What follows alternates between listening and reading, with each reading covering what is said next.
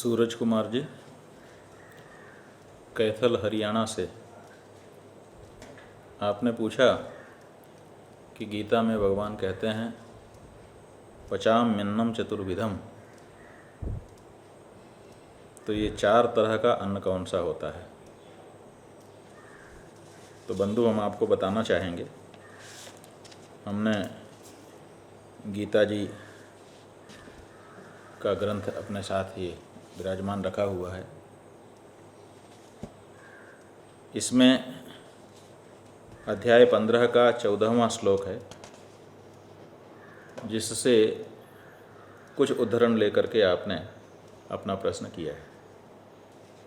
पूरा श्लोक इस तरह से है, अहम वैश्वानरो भूत्वा प्राणिनाम देहमाश्रितः प्राणापान समायुक्तः पचाम्यन्नम चतुर्विधम।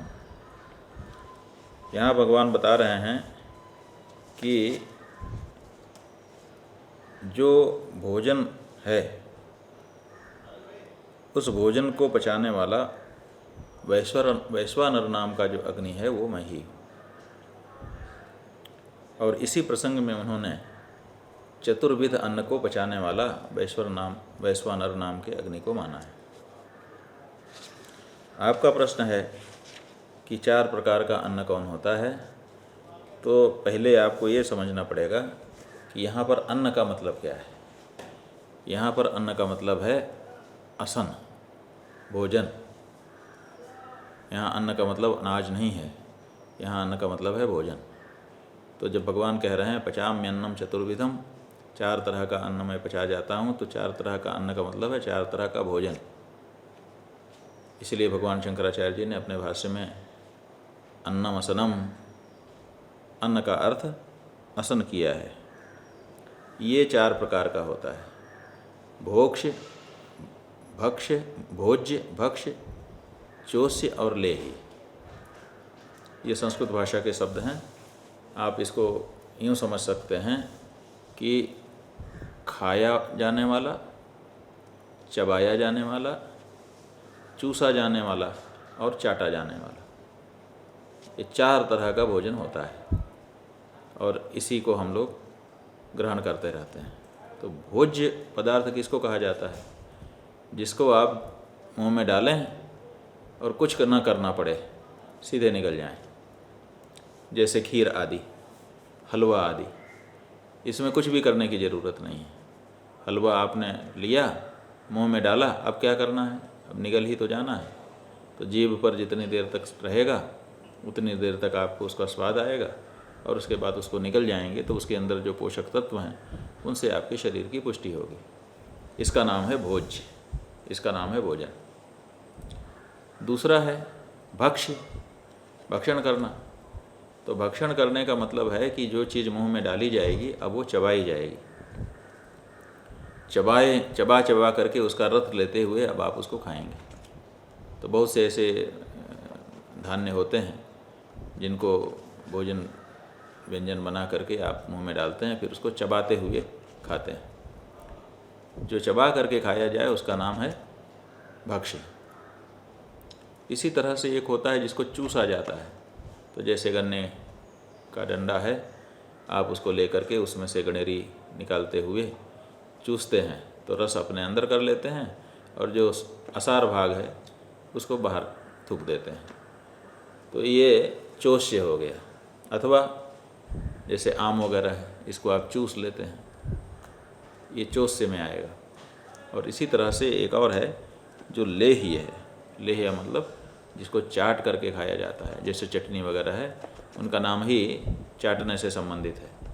तो वो चाट लिया जाता है और सीधे अपने जीभ पर विराजी और जीभ से ही आपने चाटा और अंदर कर लिया। तो आपके मन में संभवतः इस बारे में शंका इसलिए आई कि पचाम्यन्नम चतुर्विधम कहा गया है, 4 प्रकार का अन्न। तो आपने सोचा कि ये 4 प्रकार का अन्न कौन सा होता है? क्या गेहूँ, बाजरा, जौ ऐसी चीज़ है क्या? तो ऐसा नहीं है। 4 ही तरह का अन्न नहीं होता, अन्न तो अनेक प्रकार का होता है। यहाँ पर 4 अन्न का मतलब 4 प्रकार का भोजन है। सोनभद्र उत्तर प्रदेश से रोहित सेठ जी, आपका प्रश्न हमको मिला। आप पूछ रहे हैं कि धन का 5 विभाग करके प्रयोग करना चाहिए, ऐसा कहा है। वो 5 विभाग कौन कौन से हैं? बंधु रोहित सेठ जी, धन के उपयोग के बारे में, माने आपके द्वारा जो अर्जित आपका स्वामित्व वाला धन है उसके उपयोग के बारे में ये जो बात है कि 5 प्रकार से उसको बांट करके तब 5 भागों में उसका उपयोग करना चाहिए, ये असल में शुक्र नीति का श्लोक है। शुक्र नीति कहती है कि 5 विभाग में बांटना चाहिए। धर्माय यशसेर्थाय कामाय स्वजनाय च पंचधा विभजन वित्तम इहा मूत्र च मोदते। इसका मतलब है कि धन जो आपने कमाया है, अगर 100 रुपया कमाया है तो 20-20 के 5 भाग उसके कर दीजिए, 20-20 रुपये के। अगर 1000 कमाया है तो 200 रुपये के 5 भाग कर दीजिए। अगर लाख कमाया है तो 20-20 हज़ार के 5 भाग कर दीजिए। और फिर 5 कार्यों में उनका विनियोग करते हुए अगर आप व्यवहार करेंगे तो बताया है इहा मूत्र च मोदते। इह माने इस लोक में और अमूत्र माने उस लोक में, परलोक में, दोनों जगह आप प्रसन्न रहेंगे, खुश रहेंगे। क्या है वो विभाजन? कहा अपनी कमाई का 1/5 भाग धर्माय, धर्म कार्य के लिए निकाल देना चाहिए। 1/5 भाग यशसे, अपने यश आपका बढ़े, इष्टापूर्त कर्म आदि जो होते हैं उन कार्यों में, समाज के कार्यों में खर्च करने के लिए निकाल देना चाहिए। अर्थाय 1/5 भाग आपको कमाई के लिए लगा देना चाहिए, माने पूंजी के रूप में उसको बना देना चाहिए। कामाय अपने उपभोग के लिए, और स्वजनाय अपने कुटुंबियों के उपयोग के लिए रखना चाहिए। तो कमाए गए धन में से केवल 1/5 भाग आपके अपने उपयोग के लिए है, 1/5 भाग आपके अपनों के उपयोग के लिए है, 1/5 भाग पूंजी बना देने के लिए है, माने जिस रूप से कमा रहे हैं उसी कमाई में लगा देने की, ताकि और कमाई आए। और बाकी धर्म और यश के काम में 1/5 भाग लगा देना चाहिए। इस तरह से जो व्यक्ति अपने कमाए गए धन का 5 विभाग करके उन विभागों में इन रुपयों को खर्च करते हुए जीवन बढ़ाता है, उसको उसका परलोक और ये लोक दोनों सुखी रहते हैं। यही बात शुक्र नीति में बताई गई है। बेंगलुरु से वात्सल्य नारायण हैं, ये पूछ रहे हैं कि आप अपने मस्तक में रुद्राक्ष की माला क्यों पहनते हैं? ये माला है ना, ये यहाँ पर, ये देखिए, ये संभवतः इस माला के बारे में ये पूछ रहे हैं कि माथे में माला क्यों पहनते हैं। तो वात्सल्य जी, हम आपको ये बताना चाहेंगे कि ये माला हम इसलिए पहनते हैं कि ये माला हमको ज्योतिर्मठ में द्वारका शारदा पीठ के जगतगुरु शंकराचार्य जी और श्रृंगेरी पीठ के जगतगुरु शंकराचार्य जी महाराज सन्निधानम विधुशेखर भारती जी महाराज, दोनों ने मिल करके हमको पहनाई तोटकाचार्य जी महाराज की गुफा में। तोटकाचार्य जी महाराज की क्या विशेषता है? उनकी यही पहचान है कि वो इसी तरह से अपने माथे में रुद्राक्ष की माला धारण करते हैं। तो भगवान आदि शंकराचार्य जी के जो 4 शिष्य हैं, उन 4 शिष्यों में एक हैं तोटकाचार्य जी, जो निर्विवाद रूप से ज्योतिर्मठ के प्रथम जगतगुरु शंकराचार्य के रूप में विराजमान हुए थे। उनकी गुफा ज्योतिर्मठ में आज भी है। उसी गुफा में जब 3 पीठ के शंकराचार्य एकत्र हुए थे, उस समय बाकी के 2 पीठों के इन पूजनीय आदरणीय शंकराचार्यों ने हमारे माथे पर ये माला पहना दी थी, ये कहते हुए कि ज्योतिर्मठ में तोटकाचार्य जी की यही परंपरा है, तो इस परंपरा को आप निभाइएगा। और ये माला उन दोनों ने मिल करके पहना दी। तो हमने समझा कि ये उनका आशीर्वाद है और उनकी अभ्यर्थना भी है, उनके द्वारा अनुरोध भी है, तो इसको स्वीकार करना चाहिए। तो हमने इस माला को फिर उतारा नहीं, निरंतर धारण कर किए रहते हैं। तो ये हमारे ज्योतिर्मठ की एक तरह से पहचान है। ज्योतिर्मठ के अन्य सन्यासियों को भी इस तरह से अपने माथे में माला धारण करनी चाहिए। ना करें वो उनकी इच्छा है, लेकिन परंपराओं को बनाए रखना चाहिए और अपने गुरुओं के बताए गए मार्ग पर चलना चाहिए। तो ये बात है। और दूसरी बात ये है कि शिव पुराण आदि में रुद्राक्ष के धारण करने का बहुत पुण्य बताया गया है, और वहीं पर यह भी बताया गया है कि मस्तक में अगर रुद्राक्ष धारण किया जाए तो उसका भी बड़ा पुण्य होता है। तो इस दृष्टि से भी मस्तक में रुद्राक्ष धारण करना स्वाभाविक है। बहुत सारे लोग दूसरे भी धारण करते हैं, आप भी चाहें तो कर सकते हैं। वाराणसी से सावित्री पांडे जी हैं, पूछ रही हैं कि ललिता सहस्त्र नाम में भगवती ललिता के 1000 नाम के मध्य में एक नाम आता है जिसमें लिखा है पंच ब्रह्मासन स्थिता,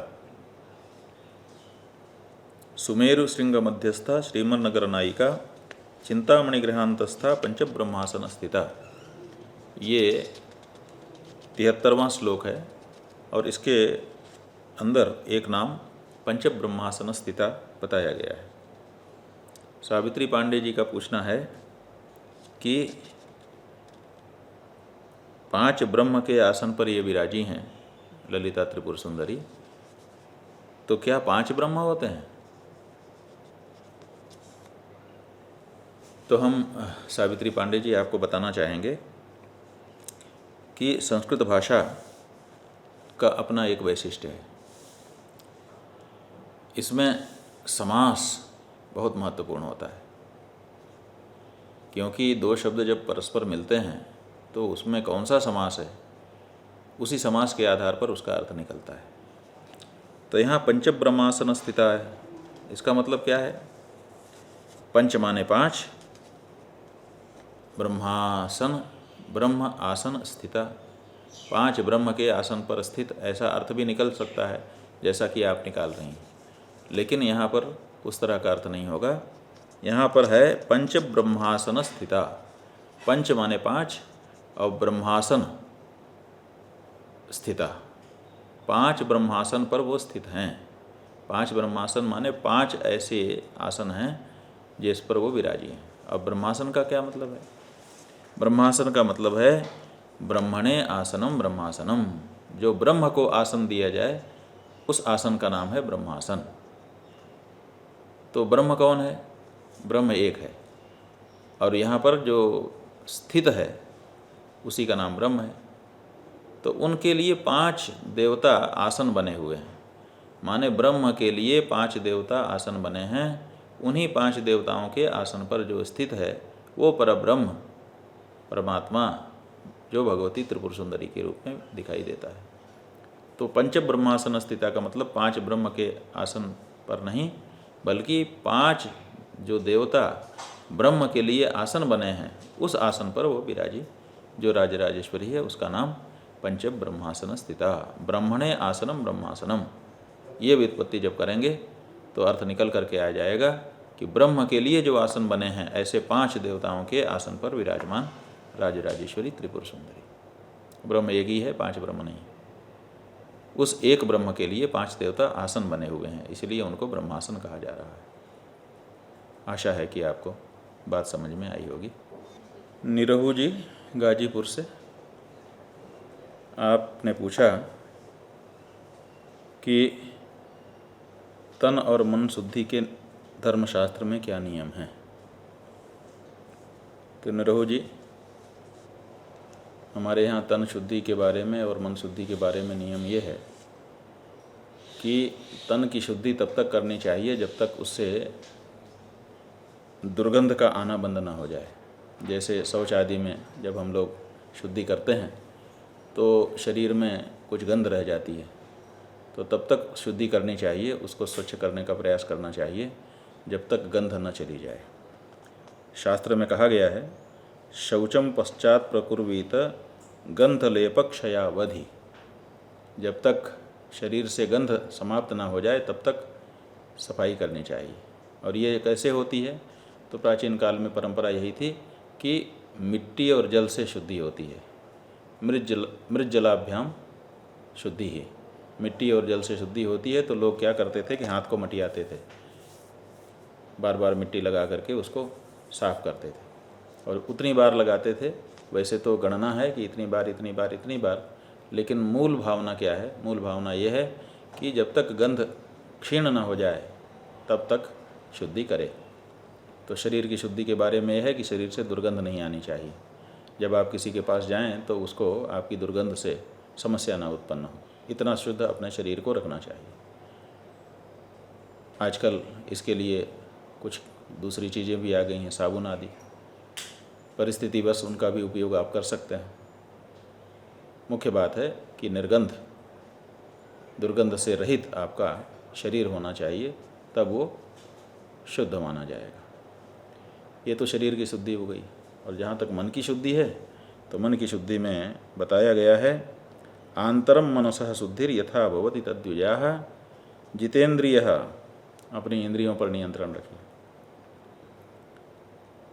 क्रोधनः अक्रोधनः, क्रोध मत करिए। प्रयुंजीत सदा वाचम मधुराम हितवासिनीम, सदा मधुर वाणी बोलिए। क्रूरता, काम, क्रोध, लोभ, हिंसा, इन सब भावनाओं से अपने आप को बचाए रखिए। अगर इन दुर्भावनाओं से अपने आप को आप बचाए रखते हैं तो आपका मन भी शुद्ध माना जाएगा, और अगर गंध को हटाए रखते हैं तो आपका तन भी शुद्ध माना जाएगा। तो तन मन की शुद्धि का मतलब है कि तन को निर्गंध रखें, दुर्गंध से दूर रखें, और मन को दुर्भावनाओं से दूर रखें। अगर ऐसा करते हैं तो आपका तन मन शुद्ध ही माना जाएगा।